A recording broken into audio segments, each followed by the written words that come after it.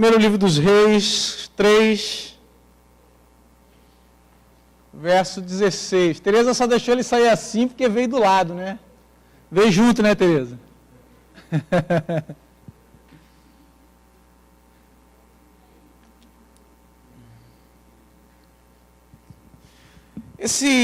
Essa passagem de Reis, ela é uma passagem muito conhecida, porque ela demonstra a sabedoria de Salomão, né? É um exemplo clássico de como Deus usava Salomão em sabedoria. Salomão era o filho mais novo de Davi, né? E Davi, tudo que Davi pediu e queria ao Senhor era construir o templo. E quando Davi deixou tudo pronto para construir o templo do Senhor falou: não, Davi, porque sua mão tem muito sangue.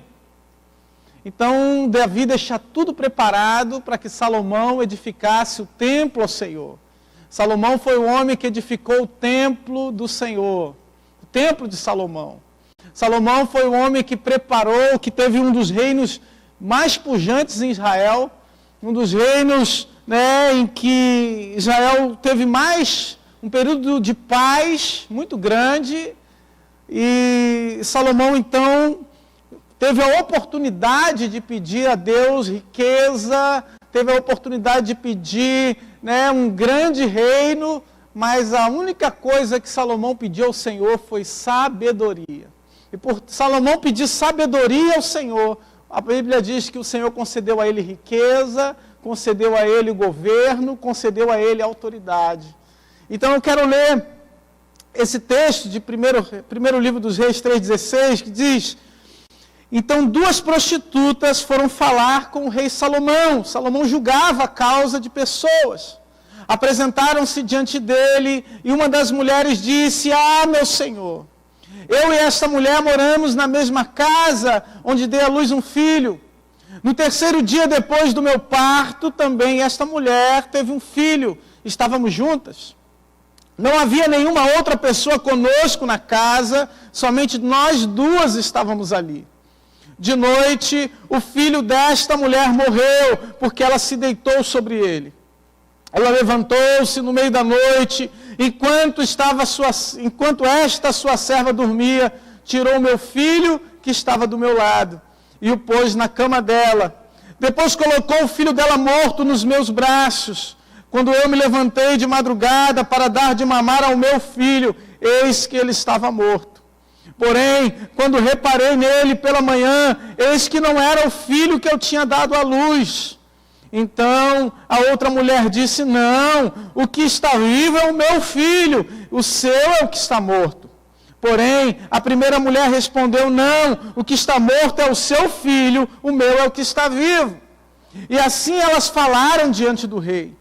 Então o rei Salomão disse: esta diz, o que está vivo é o meu filho, e o seu filho é o que está morto. E a outra responde: não, o que está morto é o seu filho, e o meu filho é o que está vivo. E o rei continuou: tragam-me uma espada. E trouxeram uma espada diante do rei. Então o rei disse: cortem o menino que está vivo em 2 partes, e deem metade a uma e metade a outra. Então se aguçou o amor materno da mulher cujo filho estava vivo, e ela disse ao rei: ah, meu senhor, dê a ela o menino vivo, não matem de jeito nenhum. Porém a outra dizia: ele não será nem meu nem seu, podem cortá-lo ao meio. Então o rei disse: entreguem o menino vivo à primeira mulher, não matem, ela é a mãe do menino. Todo Israel ouviu a sentença que o rei havia proferido, e todos tiveram profundo respeito ao rei, porque viram que havia nele a sabedoria de Deus para fazer justiça. Senhor, muito obrigado por essa palavra, Senhor. Que nessa noite os nossos corações estejam abertos para aquilo que o Senhor quer falar conosco. Em nome de Jesus. Em nome de Jesus. Queridos, nós vimos aqui no início do verso 16 que Salomão é chamado a julgar uma causa de 2 mulheres. Mas logo no início, no verso 16, diz quem eram essas mulheres. Essas mulheres eram prostitutas. Essas mulheres muito provavelmente não sabiam quem era o pai do menino, dos meninos, das crianças. Elas moravam numa mesma casa, elas estavam, impossibilitadas naquele momento de exercer a sua atividade profissional. Elas estavam passando por um período de resguardo. Tinham acabado de dar à luz, ou pouco tempo havia se passado do período em que elas haviam dado à luz. Mas o texto bíblico fala da origem dessas mulheres para nos dizer, queridos, que elas estão em pé de igualdade. A Bíblia diz que elas eram prostitutas para dizer para nós, queridos, que não importa qual é a sua origem, Deus pode fazer justiça na sua causa. Não importa o pecado que você tenha cometido, Deus pode fazer justiça na sua causa. Deus pode fazer justiça na sua vida. Não importa o que você tenha cometido no passado, Deus pode usar de misericórdia para você. Não importa o erro que você tenha cometido, Deus ainda tem uma porta de misericórdia para você. Deus ainda pode fazer algo pela sua vida. As mulheres não sabiam quem era o pai. Talvez essas mulheres com certeza eram discriminadas na sociedade, eram afastadas da sociedade. E isso deixa o relato ainda mais difícil de ser julgado, porque era a palavra de uma contra a palavra de outra. Não era a palavra de uma rainha contra uma prostituta, senão talvez fosse até fácil de haver um preconceito no julgamento do rei. Mas as mulheres eram iguais, exerciam a mesma profissão. E elas então estavam diante do rei, pedindo misericórdia. Ou, aliás, a primeira mulher, a mulher que fala, é a ofendida. É a que teve o filho roubado, é a que teve o filho tirado. Ou pensa-se assim. E no verso 27 nós vemos a resposta quando Salomão manda entregar a criança à primeira mulher. Porque ela é que havia sido roubada. Em Josué, no capítulo 2, no verso 1, nós vamos ver que Deus também usa de misericórdia com outra prostituta chamada Raabe, que guardou os espias dentro da sua casa, protegendo para que o povo da cidade não os matasse. E a atitude dessa mulher, a fé dessa prostituta, Raabe, foi tão importante, queridos, que ela entrou na descendência de Jesus. Foi tão importante a atitude dessa mulher, ou a fé dessa mulher, que teve salvação e justificação para a casa dela. Teve justiça para a vida dela. Por isso, queridos, o que Deus quer fazer com você hoje, minha irmã, mãe, pai, você que está aqui hoje me ouvindo, é que Deus tem justiça para você. A tua justiça não depende do homem. A tua justiça não depende daqueles que acham que conhecem o teu coração. Mas a tua justiça depende de Deus, aquele que sonda os nossos corações. A Bíblia diz que Ele nos sonda e nos conhece. Ele nos conhece por trás e por diante. Ele nos conhece por completo. Você ainda não deu passo e Ele já sabe o que você vai fazer. Ter filhos naquele tempo era um sinal da bênção de Deus. Ter filhos nesse tempo, ter uma grande quantidade de filhos, era sinal de que você era uma mulher muito abençoada. Está pensando o quê? Ter 2 filhos? 3 filhos, tá... Não, irmã. Quantos caroços tem uma romã? E era assim. Quando um casal jovem, preparava uma casa, ia morar dentro daquela casa, era costume em Israel se esmagar uma romã na frente da casa para que as sementes ficassem expostas, ali abençoando aquela casa para que eles tivessem muitos filhos, assim como a romã tinha muitos caroços. tivessem tantos filhos quanto caroços haviam dentro de uma romã.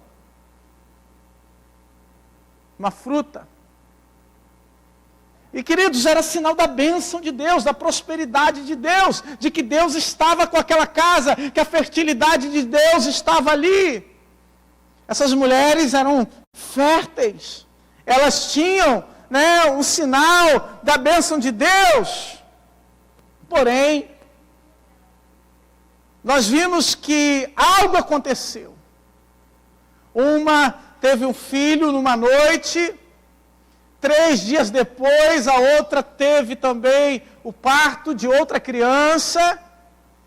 E na mesma noite, enquanto uma dormia, sufocou a criança e a da outra ficou viva. A primeira relata que ela se levanta então à meia-noite, pega a criança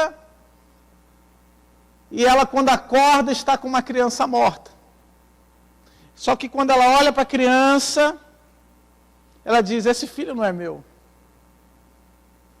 Era comum antigamente ter troca de criança na maternidade. Era comum, você ver. Só que veja esse caso, queridos, elas estão na mesma casa. Ela jamais iria imaginar que o filho dela ia ser roubado dentro de casa. Que o filho dela, que ela ia perder o seu filho dentro de casa. 3 dias é um tempo mais do que suficiente para uma mãe que amamenta uma criança conhecer o seu filho. A mãe já, quando ela vê a criança, acho que ela já esquadrinha toda a face da criança. Ela olha para o rosto do bebê, ela diz: não, aqui tem uma covinha, aqui tem essa orelha do pai, esse aqui é a sobrancelha da mãe. Esse cabelo ralinho aqui parece com vô. A mãe já sabe, conhece o filho. A mãe carrega não só a criança dentro do ventre, mas quando a criança sai do ventre, ela olha a criança por completo. E, queridos, eu quero chamar a sua atenção, amados, nessa noite, porque existe uma palavra profética de Deus para você hoje. Existe uma palavra profética de Deus para nós que estamos aqui ouvindo essa mensagem, para você que vai ouvir essa mensagem depois, pela internet. Existe uma palavra de Deus para que nós que servimos a Deus, nós que militamos pela verdade, nós que estamos na presença de Deus, fiquemos atentos, acordados, para que não troquem os nossos filhos vivos por filhos mortos. Fiquemos atentos para que os nossos filhos não morram dentro de casa. Para que os nossos filhos não sejam roubados dentro de casa enquanto nós dormimos. Enquanto nós estamos desatentos. Enquanto nós descansamos, o inimigo está tentando roubar as nossas crianças. Enquanto nós ficamos gastando nosso tempo em coisas que não agradam ao Senhor, ou quando nós gastamos o nosso tempo descansando, o inimigo está ao derredor, esperando uma oportunidade para roubar os nossos filhos. Para roubar o fruto do nosso ventre. E, queridos, o texto diz que à meia-noite, no alto sono, a criança, de noite, ela foi trocada. Versículo 20, ela levantou-se no meio da noite, enquanto esta serva dormia, tirou o meu filho que estava do meu lado. No meio da noite. É quando você está com sono, é quando você está cansada, é quando a mãe de menininho, quando é recém-nascido, já está meio que pré-condicionada a qualquer barulho já acordar. O pai às vezes não acorda não, vamos falar a verdade, né, Fernando? O pai, às vezes, o bebê está chorando lá, pode ter babá eletrônica, pode ter o que for, o pai está dormindo. Ele promete, vou te dar apoio, amor. Só que depois a gente chega à conclusão que a nossa função não é muito, às vezes não é útil, né? A gente não serve para nada, porque é pegar e entregar o pacote. Mano, segura que a vitória é sua. Segura que a bênção é sua. A mãe está pré-condicionada a qualquer coisa, ouvir um barulho, ouvir alguma coisa e agir. Mas, queridos, Satanás tem roubado nossos filhos dentro de casa. Tem roubado os nossos filhos quando nós estamos mais cansados. E são duas frentes que eu vejo. A primeira frente é aquela que nos leva a trabalhar, nos esforçar, se dedicar em áreas que nos deixam sonolentos, cansados. E você fica tão cansada, tão cansado, que você já não consegue cuidar dos seus filhos. E eu estou falando aqui filho de maneira geral, querido. Estou falando, pode ser filho natural ou filho espiritual. Porque quando você é líder de um ministério, você tem filhos espirituais.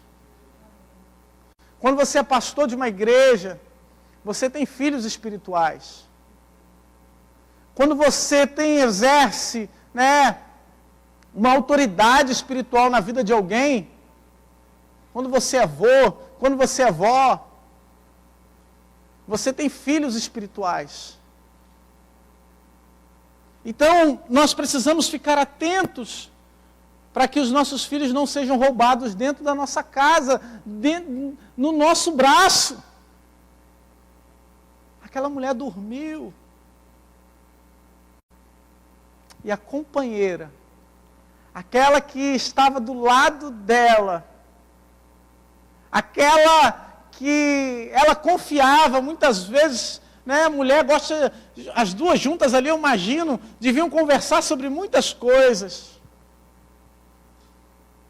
De repente viu a alegria da outra, ela disse, não pode ser mais feliz do que eu. Eu prefiro que eu e ela sejamos infelizes do que ela ser mais feliz do que eu. Entenda, querido, tem gente que não quer ver a tua vitória. Tem gente que não tem prazer na tua alegria.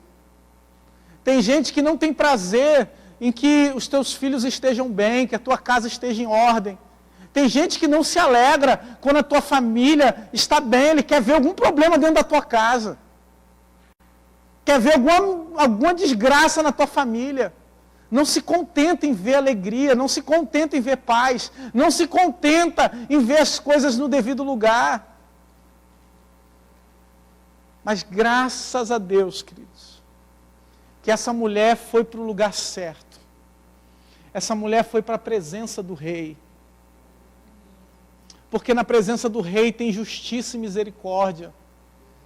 Porque na presença do rei tem a revelação de Deus, aquele que conhece cada coração, aquele que conhece cada pensamento e intenção do nosso coração. Aparentemente, esse caso é um caso insolúvel.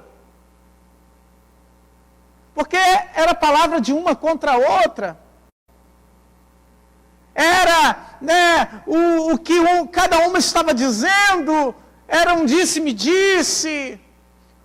A primeira que estava falando poderia estar mentindo, a outra, uma delas com certeza estava mentindo. E queridos, quando nós estamos diante da sabedoria de Deus, todas as coisas estão nuas e patentes. Diante de Deus, não temos como fugir, diante dos seus olhos que enxerga tudo. Que enxerga cada detalhe da nossa vida, que conhece cada sentimento do nosso coração, Ele sabe as noites que você passou chorando. Ele sabe as noites em que você passou em aperto, as noites em que você passou em dificuldade. Ele conhece o teu choro, a tua dor, o teu sofrimento. Ele te conhece porque Ele é Deus. Ele te conhece. Salomão, então, revestido da sabedoria de Deus, Salomão revestido do conhecer de Deus, de repente toma uma atitude, ele pensa, e Deus dá a saída, Deus dá o escape. Meu irmão, Deus tem sabedoria para conceder para você. Existe uma sabedoria dos céus que não pode ser adquirida em livros, não pode ser adquirida na faculdade, uma sabedoria que não pode ser adquirida, por pessoas que te falam, mas uma sabedoria que vem do céu para a sua vida. Uma sabedoria que somente o Espírito Santo pode conceder. Somente Ele pode te dar. Salomão, então, revestido dessa sabedoria de Deus, ele diz, então me dá uma espada aqui. Me dá uma espada. E na hora que Salomão puxa a espada, queridos, imagino que não era uma espada pequena. Imagina uma espada de batalha, irmão, diante de um bebê que é desse tamanho, recém-nascido. Imagina um guerreiro empunhando uma espada. A mãe, então, o sentimento materno fala mais alto. E o sentimento materno diz, eu prefiro entregar para ela do que ver meu filho morrer. E não é assim, queridos, que muitas vezes acontece conosco. Não é assim que muitas vezes acontece dentro da nossa casa. Quando mães, mulheres de Deus, mulheres que ouvem o Senhor, mulheres que estão diante da justiça de Deus, elas dizem, eu prefiro entregar para o mundo do que ver meu filho morrer. Eu prefiro deixar acontecer do que ver meu filho morto. Eu prefiro do que ver a espada sobre o meu filho. E essas mulheres continuam orando, elas continuam clamando ao Senhor misericórdia. Elas continuam buscando o Senhor, elas continuam jejuando, elas continuam intercedendo pelos seus filhos, como a mãe do nosso irmão que contou aqui o testemunho, que orava pela vida dele enquanto ele estava na balada. Essas mulheres continuam clamando a Deus porque sabe que Deus vai fazer justiça. Porque, queridos, a nossa descendência, aquilo que a nossa descendência merece, é a espada de Deus. A Bíblia diz que não há um justo sequer. A Bíblia diz, queridos, que os nossos pecados fazem separação entre nós e Deus. E que nós herdamos o pecado de Adão. Nós chegamos nesse mundo com o pecado de Adão. Mas é que assim como por meio do pecado de Adão, uma geração se levantou para a morte, por meio de Cristo, nós hoje nos levantamos para a vida e somos libertos. Que assim como por meio de Adão a morte entrou no mundo, por meio de Cristo entra a vida. E assim dentro da sua casa hoje, querido, quando você se reveste do poder de Deus, quando você se coloca na presença de Jesus, minha irmã, meu irmão, clamando pela tua geração, clamando pela tua descendência, clamando pelos teus filhos espirituais, começa a gerar vida em corações que estão mortos. A palavra do rei era uma sentença. A palavra do rei indicava a morte. E aquela mulher disse, misericórdia, Senhor. Entrega para essa aí, porque eu prefiro ver meu filho na mão de outra do que ele morto. Oh, aleluia. Aleluia, mãe. Aleluia. Quantas vezes, né, queridos, a nossa mãe se preocupou com a gente, se preocupou com você, porque ela não queria ver você morrer. Ela não queria um destino trágico para você. Na época, meu irmão, o problema lá em casa era o fliperama. Pensava, deve ter um portal do inferno lá naquele fliperama. Porque se eu passasse na porta do fliperama e entrasse, demorasse 5 segundos lá, já era chibatada, irmão. A chinela voava. E uma vez eu estava lá dentro, no antro, lá nas entranhas do fliperama, irmão. De repente eu vi só minha mãe, tinha um cabelo, não era curto naquela época, pegando aqui pelo cabelo. Me levando para casa, na frente de todo mundo. E meu irmão, a mãe, ela quer o nosso melhor, e é melhor entregar na mão de outra do que ver o seu filho morrer. Mas essa que estava movida pela competição, essa que estava movida não pelo amor de Deus, não pelo amor materno, mas por não ver a outra feliz, por não ver a outra realizada. Ela disse, corta no meio, porque melhor fica eu e ela sem nada. A gente fica sem nada, nós dois ficamos na mesma, voltamos a estaca zero. Mas ela ser feliz e eu não. Tem gente que tem problema com isso. Você é promovido, ela fica infeliz. Você recebe uma herança, vai contar toda feliz. A pessoa fica infeliz, de repente a cara dela muda.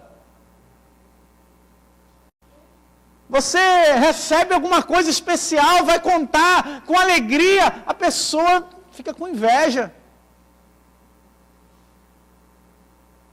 Queridos irmãos, precisamos ficar atentos para que não sejam roubados os nossos filhos,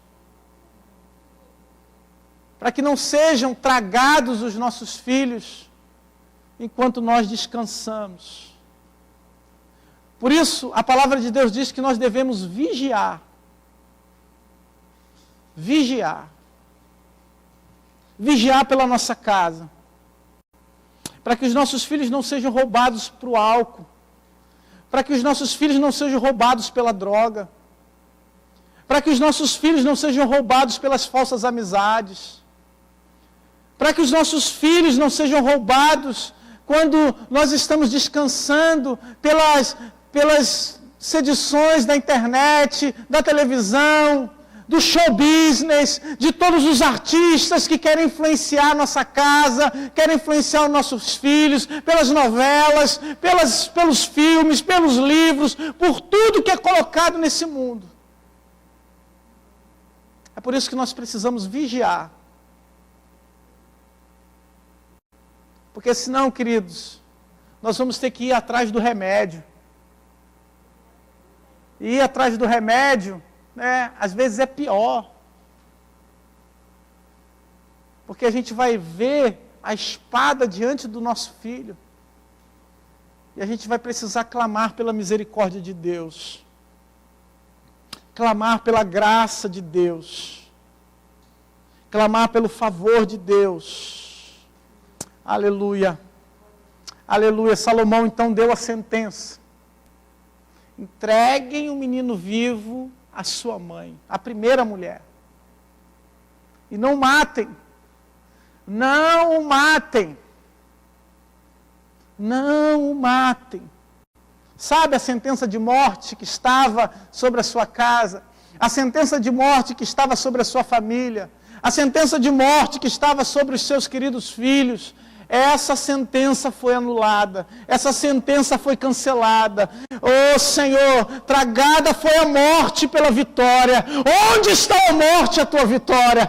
Onde está a morte, o teu aguilhão? Graças a Deus que nos dá vitória por intermédio de Jesus Cristo, nosso Senhor. Ele é o Rei que diz, não matem essa geração, não matem os seus filhos, não matem essa casa, porque eu sou um Deus de misericórdia. misericórdia, eu sou um Deus que salvo, eu sou um Deus que busco, eu sou um Deus que recolhe a espada quando há perdão, quando há salvação para você, e há salvação para a sua vida, há salvação para a sua família, há salvação para a sua casa, e essa salvação já chegou.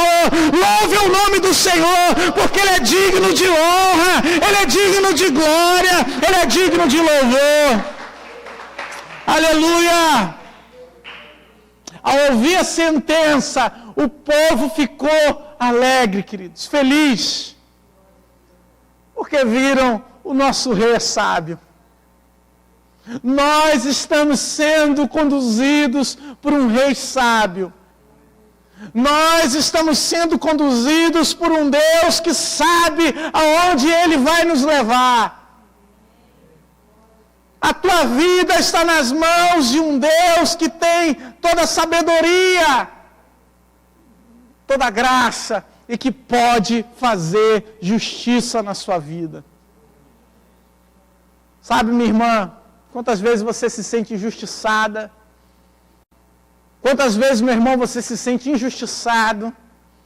Você diz, meu Deus, eu trabalho, parece que quem não trabalha, quem não faz nada é que se dá bem. Eu trabalho, acordo cedo, me esforço, estudo, faço, corro atrás. E está o povo lá em Brasília, sem fazer nada. Faz nada que ajude a gente. E é mensalão, petrolão, é dinheiro para lá, dinheiro para cá. E a gente fica escandalizado, meu irmão. Mas existe um Deus de justiça. Um Deus que sabe de todas as coisas. E esse Deus vai fazer justiça na nossa nação. Esse Deus vai fazer justiça na nossa terra. Vai fazer justiça na nossa casa. Ainda que muitos achem que está demorando. Ainda que você ache que a justiça de Deus vai demorar, vai ter um tempo. Saiba que no tempo certo, Deus dá a sua sentença. Deus, no tempo certo, vai usar de misericórdia com aquele que for fiel.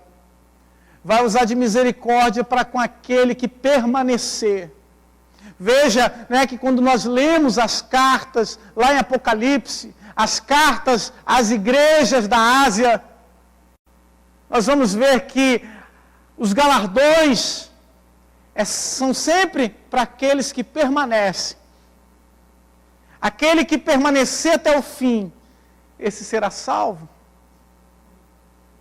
Escuta, ouve o que o Espírito diz às igrejas. Aquele que for fiel vai ter a coroa da vida. E, queridos, Deus deseja que nós sejamos fiéis até o fim. Deus deseja que você seja fiel até o fim, perseverando, minha irmã. Ah, pastor, mas lá em casa está tudo difícil. Você falou aí, já foi tudo roubado. Já levaram foi tudo, pastor. Levaram a descendência, levaram o meu dinheiro, levaram a minha saúde, levaram tudo que eu tenho. Mas tem uma coisa que você ainda não perdeu, querido. Você ainda está vivo e está aqui hoje. É uma oportunidade que Deus está te dando. De você entregar a tua vida por completo no altar do Senhor. De você entregar a tua vida por completo a esse Deus que julga a tua causa com justiça. Raquel certa vez disse, dá-me filhos, senão eu morro. Ter filhos, querido, é uma bênção de Deus. Ter filhos, é uma alegria, e às vezes quando o nosso filho não está perto, a gente conversa sobre o nosso filho. Quando ele está perto, a gente olha o filho, quando o filho está longe, a gente fala sobre o filho. E queridos, Deus, Ele cuida tanto de você, Ele cuida tanto da sua vida, que ainda que quando você se coloca longe dEle, eu imagino que Deus ainda lembra de você. Deus ainda fala a respeito de você. Quando a tua fé está fraca, quando você está desanimado, quando você está cansado de lutar, quando você está deitado e se esquece que Deus já te deu uma descendência, que Deus já te levantou para uma grande obra. Veja que a promessa de Deus para Abraão envolvia uma atitude dele. Pode vir para cá, Reginaldo. Envolvia uma atitude dele. Quando Deus diz, Abraão, sai da tua casa, do meio da tua parentela e vai para uma terra que eu vou te mostrar. Porque Deus, quando quer fazer algo na nossa vida, quando Deus quer fazer algo na sua casa, Ele primeiro faz com que você saia de uma situação de comodismo. Porque talvez para você esteja muito fácil ficar dentro de casa. Já conheço todo mundo, já estou aqui nesse lugar há muito tempo, já conheço as pessoas aqui no meu trabalho. Ah, essa sessão aqui está ótima para mim. Já estou acostumado com as coisas que eu faço aqui nesse setor. Mas Deus diz, quando Ele quer mudar a sua vida, Ele diz, sai. Vai para outra situação, porque lá eu tenho algo novo a fazer na sua vida.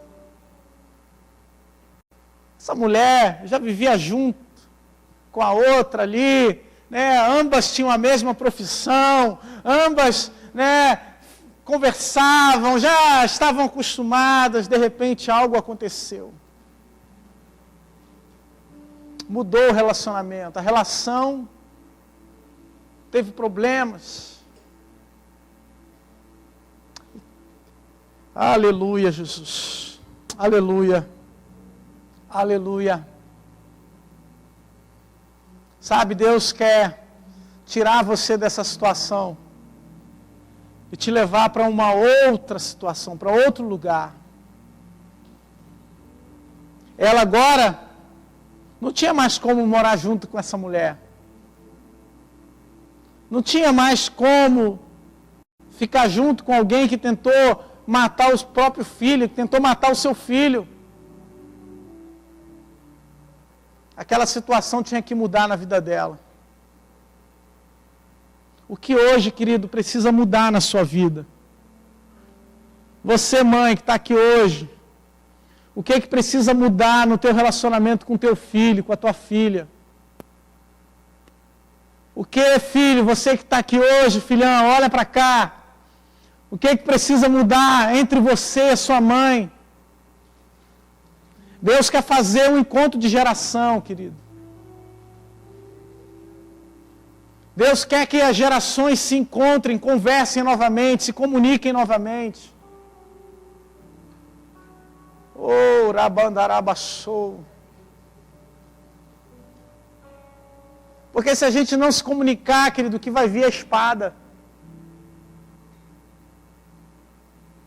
Aleluia, Jesus. Mas existe um Deus justo. Um Deus justo. Um Deus justo. Que pode devolver tudo aquilo que você perdeu. Um Deus que pode trazer os teus filhos de volta. Um Deus que pode resgatar a tua filha. Um Deus que pode, né, cancelar a sentença, a cédula de dívida que era contra a sua casa. Deus pode trazer de volta, aquecer corações que estão frios, corações que já não sentem mais prazer na sua palavra. Deus pode fazer o fogo arder novamente no teu coração. Esse Deus pode fazer você novamente ter esperança que aquele povo teve quando viu esse rei julga com justiça. Para, querido, de ficar tendo como parâmetro a visão do homem, as coisas erradas que o homem fez, aquilo que o homem machucou no teu coração, as decepções que você sofreu. Esquece isso. Você está lidando com um Deus justo e santo. Ele é o teu padrão. Ah, porque o pastor me feriu. porque a irmã do círculo de oração falou mal da minha vida. Ah, não, porque aquele irmão apontou o dedo para mim. Querido, não se trata daquilo que as pessoas fizeram para você, mas um Deus que te perdoou. Um Deus que tem misericórdia de você. Porque eu amanhã posso te ferir, querido. Eu posso passar aqui nesse corredor, não olhar na tua cara, tu ficar com raiva de mim. Eu posso entrar nessa igreja aqui e esquecer de dar a paz do Senhor, te dar um soquinho hoje que está comum aí do Covid, mas amanhã, né, e você ficar chateado comigo. Mas um Deus não se esquece de você. Esse Jesus te ama.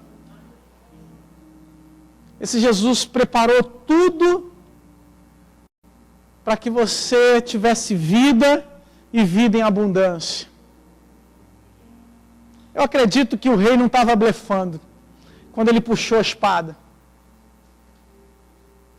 O rei estava falando com verdade, queridos. Porque a espada é que prova o nosso coração.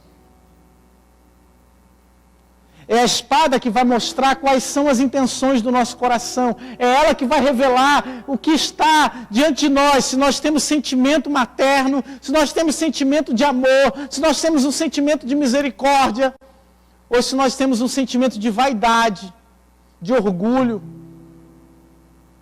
de ganância, de inveja, de intriga, de confusão.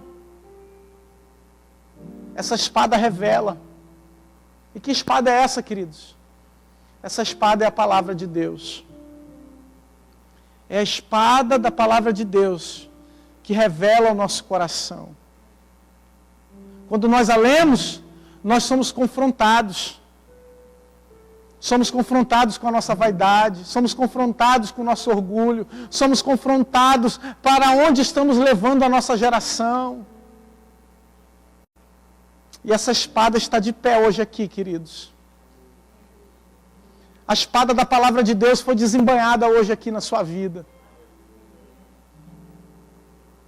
E qual vai ser a tua atitude diante dessa palavra? Qual vai ser a nossa atitude diante da palavra que nos é pregada, diante da palavra que nos é revelada? Será que nós vamos correr para os braços do rei e pedir, Senhor, tem misericórdia da minha geração? Ou nós vamos dizer, Senhor, corta tudo mesmo que eles merecem, porque são tudo pecador? Será que nós vamos dizer, Senhor, tem misericórdia da minha casa, tem misericórdia do meu filho, tem misericórdia desses que estão envolvidos na droga, na mentira, no engano? Ou nós vamos dizer, Senhor, sai fazendo, cortando mesmo, sai fazendo a tua arranca a cabeça? Não, querido. Tem uma palavra aqui. E essa palavra é a espada que você também tem que carregar. Será que você pode ficar de pé hoje? Eu quero só mãe guerreira hoje de pé. Essa é a palavra do Dia das Mães, tá?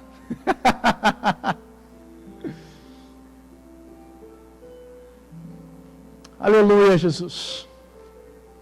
Aleluia, Senhor. Glória a Deus. Glória a Jesus. Aleluia. Deus te chamou para clamar. Clamar por misericórdia e perdão. Será que podemos fechar os nossos olhos? Senhor, em nome de Jesus, Pai. Em nome de Jesus. Foi colocada diante de nós uma espada hoje. A espada da verdade, Senhor. A espada, Senhor, que penetra o profundo da nossa alma. Que vai lá, Senhor, em juntas e medulas, Senhor.